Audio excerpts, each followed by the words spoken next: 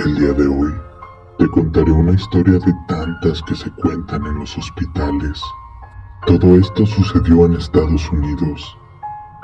Allá, cada vez que te internan en un hospital, colocan en tu muñeca una pulsera blanca con tu nombre, para así poder identificarte. Pero no solo eso, también existen otras pulseras en diferentes colores que significan otras cosas. Por ejemplo, cuando las personas fallecen, les colocan una pulsera de color negro. Ahora, sabiendo esto, te contaré la historia de mi tío. Mi tío trabaja en un hospital de allá. Él nos cuenta que acababa de terminar una operación e iba en camino hacia el sótano. Entró al elevador y había una mujer, así que comenzó a hacerle plática a ella mientras el elevador iba descendiendo. Llegó al siguiente piso, se abrió la puerta y vio que estaba una mujer parada a punto de entrar. Mi tío rápido apretó el botón para que se cerrara la puerta. La mujer con la que iba platicando le preguntó que por qué no la había dejado subir. Mi tío, con una voz temblorosa, le respondió: esa mujer es la que acabo de operar. Murió durante la operación. Por eso traía la pulsera negra. ¿Que acaso no la vio? Se hizo un silencio. La mujer solo sonrió. Levantó su brazo y le dijo: ¿una pulsera como esta? La casa abandonada. Cuando éramos niños, la mayoría de nosotros alguna vez conocimos o escuchamos hablar de una casa abandonada. Y el día de hoy te contaré mi historia. Tenía como unos 8 años cuando esto pasó. Todos los días, al llegar de la escuela, acostumbraba a salir a jugar fútbol con mis amigos. Donde jugábamos, justo en medio de la calle, había una casa a medio construir, que estaba abandonada. Siempre se escuchaban rumores de que ahí espantaban. La verdad, nosotros no creíamos. Hasta ese día. Ese día, estábamos jugando como de costumbre. Ya estaba anocheciendo, cuando de pronto, mi amigo Lalo voló el balón a la casa. Así que él se brincó, mientras nosotros lo esperábamos afuera. Después de algunos minutos, salió corriendo, pidiendo ayuda. Subió la barda muy rápido. Estaba muy asustado y alterado. Hay un niño allá adentro. Todos le dijimos que se calmara, que no había nadie. Pero él seguía diciendo: hay un niño. Yo lo vi. Estaba viendo el televisor.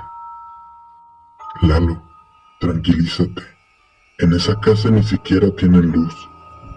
No hay nadie.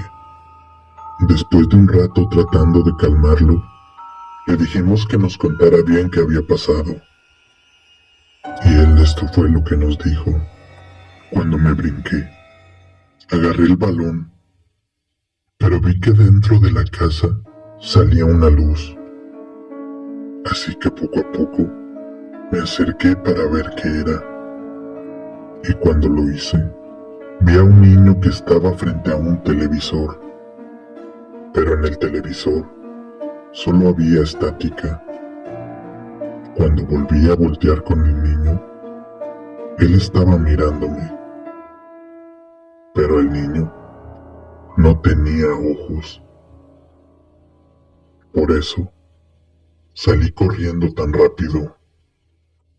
Algunos días después, le pregunté a mi papá si él sabía quiénes vivían en esa casa antes, a lo que él, molesto, me dijo: ni se te ocurra meterte ahí. Yo obviamente le dije que no, aunque ya lo había hecho varias veces para recuperar balones. Mi papá me dijo, cuando apenas llegamos a vivir aquí, en esa casa, vivía una pareja que tenía un hijo de tu edad. Casi no le hablaban a nadie y no salían de su casa, hasta que un día llegó la ambulancia y policías ahí, porque los vecinos habían escuchado gritos del niño. Cuando la policía llegó, encontraron al niño tirado. Estaba en un cuarto. El cuarto estaba completamente pintado de rojo, lleno de altares a diferentes demonios. Pero lo peor de todo es que el niño no tenía ojos. Sus padres lo habían hecho en un ritual.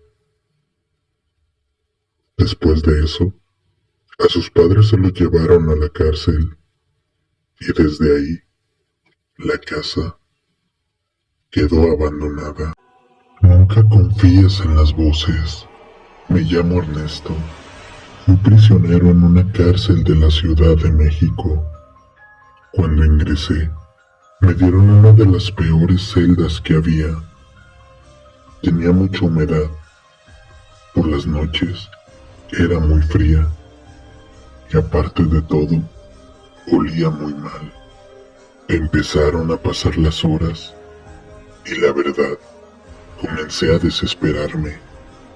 Así que le gritaba a los guardias, sáquenme de aquí, que no ven que me siento mal. Pero ellos no me escuchaban. Es más, ni siquiera me volteaban a ver. Ese día por la noche, escuché en la celda de al lado que alguien murmuraba. Así que pregunté, hey, ¿quién eres? ¿Cómo te llamas? Dejó de murmurar y hubo un silencio. Después de algunos segundos, se escuchó una voz muy grave que respondió, ¿quién soy? Mejor dicho, ¿quién eres tú?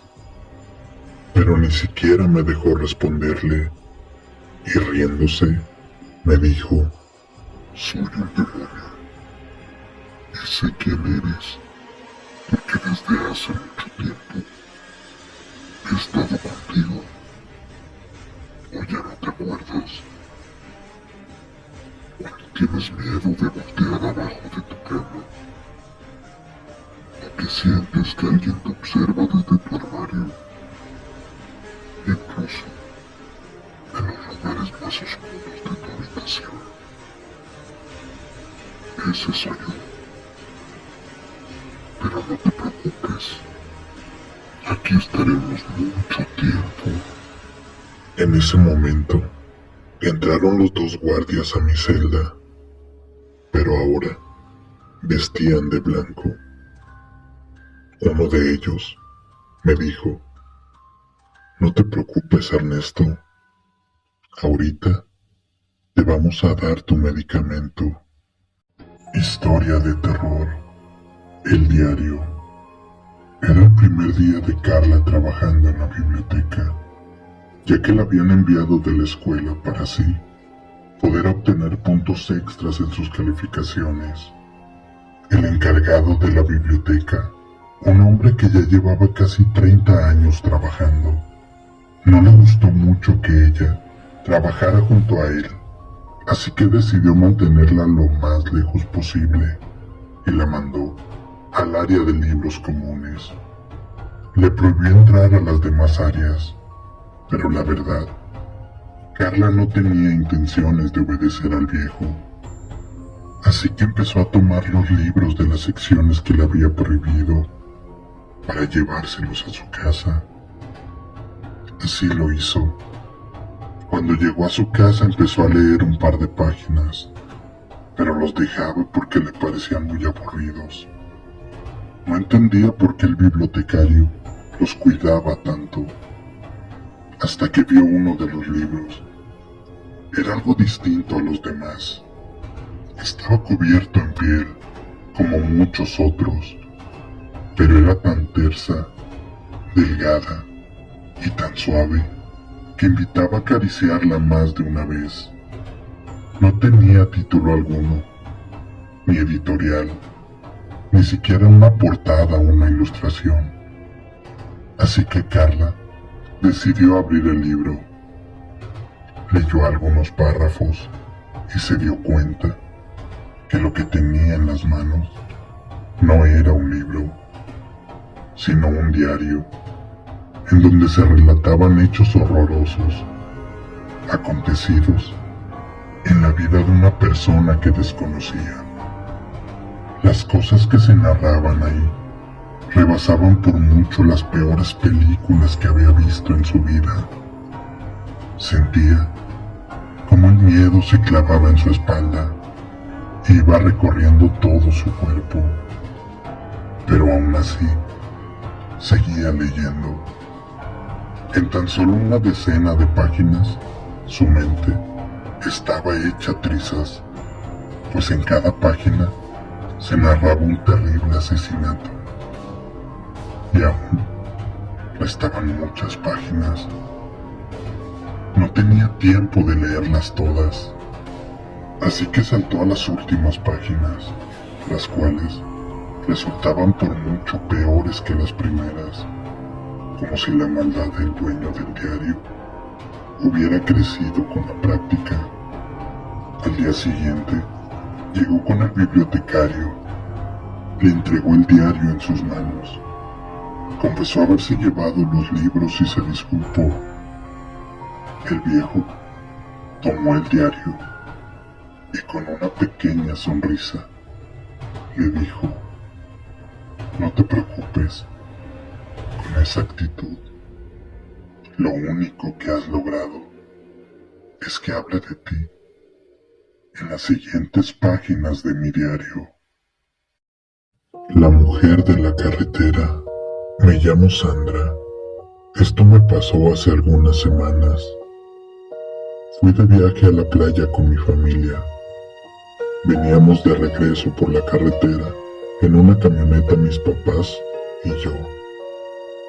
Eran como las 11 de la noche y mi papá empezó a platicar que esa carretera era muy peligrosa y que casi todos los días había accidentes en un tramo.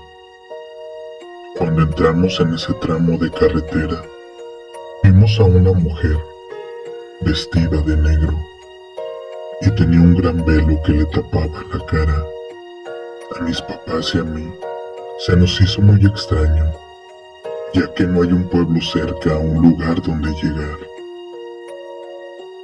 Después de eso, seguimos platicando por un rato lo que había pasado, y de pronto me empezó a dar mucho sueño, lo cual era raro, porque sí había dormido bien.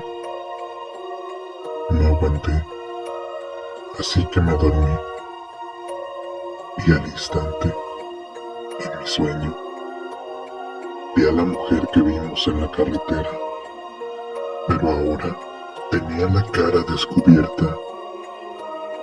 No tenía ojos, pero sí una gran boca que dejaba ver sus amarillentos y podridos dientes. Y mientras se reía. Pero lo que más me asustó fue lo que me dijo. Se acercó y dijo: te voy a acompañar siempre. Después de eso, desperté, pero nada volvió a ser igual. Ahora, a cada lugar a donde voy, ella me vigila. Se esconde en las esquinas de las habitaciones o en las sombras de cualquier lugar a donde voy. Es como si todo el tiempo me estuviera acechando, como ahora que me está mirando mientras cuento esta historia. Hoy te hablaré del doppelganger. Nuestro doble siniestro. Percy Shelley fue un poeta inglés que antes de morir le contó a su esposa que había visto a una persona exactamente igual a él. Poco tiempo después de haberle contado a su esposa, el poeta falleció. Otra experiencia similar fue la de la reina Isabel I de Inglaterra. Se dice que se había ido a su palacio para descansar, y cuando lo hizo, vio recostada en su cama a una mujer exactamente igual a ella. Poco tiempo después, la reina murió. Lo que se cuenta es que tanto el poeta como la reina vieron a sus dobles siniestros, mejor conocidos como doppelganger. Al igual que todas las personas poseemos una sombra, también tenemos un doppelganger o doble. A este doble se le ha visto de diferentes maneras, incluso a lo mejor ya has visto al tuyo. Por ejemplo, cuando te miras al espejo y sin que te des cuenta, tu reflejo hace cosas que tú no hiciste. Incluso si te quedas un rato viendo tu reflejo, tu cara se comienza a deformar, como si no fueras tú. Es, por así decirlo, ese otro yo que nunca se muestra a nadie, a veces ni siquiera a nosotros mismos. También se dice que la voz que nos contesta en nuestra mente es ese otro yo, el que nos responde. En los tiempos de la Inquisición, se creía que las brujas podían soltar a sus sombras o dobles, es decir, a sus doppelgangers, con el fin de hacer sus maldades. Esto provocó que muchas mujeres acusadas de ser brujas terminaran en la hoguera o colgadas, pese a haber probado estar en otro lugar cuando se cometía el delito. Al final, no sabemos si se trata solo de historias que alimentan el terror del ser humano, o tal vez, solo tal vez, por momentos, cuando vemos nuestro reflejo nos permite ver nuestra verdadera cara. La anciana que cuidaba era una bruja. El pequeño Tomás odiaba que lo dejaran al cuidado de su vecina. Era una anciana muy extraña, ya que no salía de su casa, y cuando lo hacía, salía con un bastón, porque casi no podía caminar.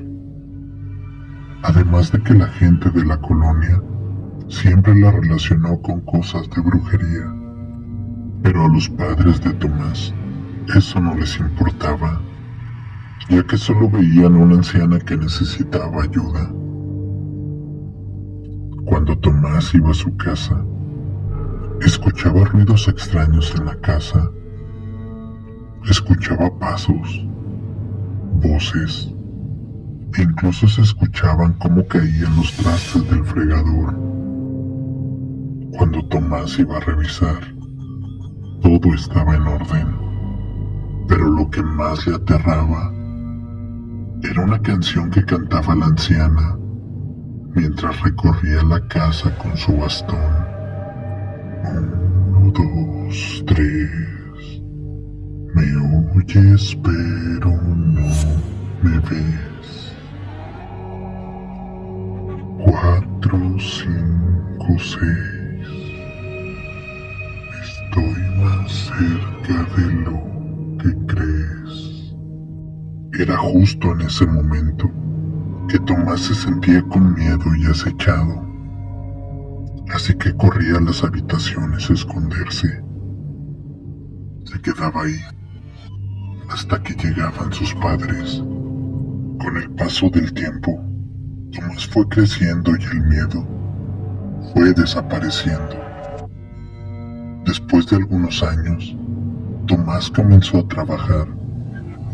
En una noche que caminaba del trabajo hacia su casa, de entre las sombras de la calle, se empezó a escuchar un tenue chiflido.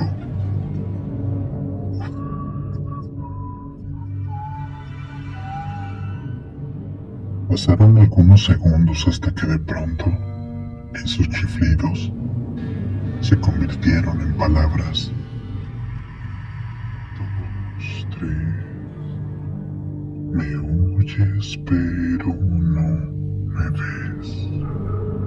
Del miedo, Tomás no pudo moverse y comenzó a escuchar cómo lentamente unos pasos junto a un bastón se iban acercando a su espalda. De pronto, los pasos se detuvieron y Tomás escuchó la voz de la anciana que le dijo: ya te encontré. El mismo terror que antes lo paralizaba, en ese momento, le dio el impulso para salir corriendo de ahí. Llegó a su casa muy asustado, pero lo que más le sorprendió fue que su madre le dijo que la anciana había fallecido ese día. Confusión o realidad. ¿Qué pasaría si un día despiertas pero te das cuenta que no estás en tu habitación? Estás acostado sobre una cama muy vieja que al moverte rechinan los resortes. Ves muy borroso. Volteas hacia un lado y del buró tomas unos lentes. Te los pones como si tus manos lo hicieran por inercia, en automático. Cuando lo haces, ya ves mucho mejor y te das cuenta que en tu mano traes un anillo de matrimonio. Te levantas rápido de la cama porque no sabes qué pasa. Se escucha ruido en la cocina y vas directo para allá. Ves a una mujer con un vestido antiguo. De hecho, toda la casa se ve muy antigua. Está cocinando y de pronto te dice: hola, cariño, qué bueno que ya despertaste. Tú no sabes quién es. Solo hay una foto en la pared en donde está la mujer que está cocinando. Aparece junto a un hombre y poco a poco comienzas a entender. Te vas al baño desesperado y te miras en el espejo. Te das cuenta que tú eres el hombre de la fotografía. En eso, todo comienza a temblar. El espejo se rompe en mil pedazos y tú despiertas abruptamente. Son las 6:15 de la mañana. Abres los ojos y te das cuenta que estás en tu habitación. Vas al baño para ver tu rostro y te das cuenta que eres tú. Es tiempo de ir a la escuela. Existen muchas personas que aseguran que el tiempo no existe y que vivimos en varias realidades. Pero lo importante aquí es tú qué piensas.